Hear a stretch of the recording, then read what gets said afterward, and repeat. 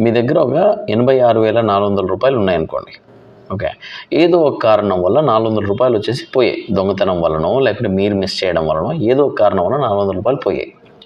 400 రూపాయలు పోయాయని బాధపడుస్తూ, ఏడుస్తూ కూర్చుంటారా? లేదు, మిగిలిపోయినటువంటి 86,000 ఎట్లా సేవ్ చేసుకోవాలి, దాన్ని ఎలా ఇన్వెస్ట్ చేయాలని ఆలోచిస్తారా? డెఫినెట్లీ ఎలా ఇన్వెస్ట్ చేయాలి, ఎలా సేవ్ చేయాలని అటువంటి ఆలోచన ఉంటుంది. ద సేమ్ వే ప్రతిరోజు మనకి 86,400 సెకండ్స్ ఉన్నాయండి. ఓకే. సో ఏదో కారణం వల్ల 400 సెకండ్స్ వచ్చేసి వాడు తిట్టడం వలనో, ఏదో అవమానం వలనో, ఏదో కారణం వల్ల 400 సెకండ్స్ పోయాయి అనుకోండి. ఓకే. వేస్ట్ చేసేసారనుకోండి. అరే 400 సెకండ్లు పోయాయని చెప్పి ఏడ్చుకుంటూ కూర్చుంటావా, బాధపడుతూ కూర్చుంటావా? రిమైనింగ్ 86,000 సెకండ్స్ వచ్చేసేసి ఎలా ఎఫెక్టివ్గా యూజ్ చేయాలని ఆలోచిస్తావా?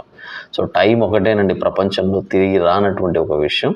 So use your time very very effectively. Thank you.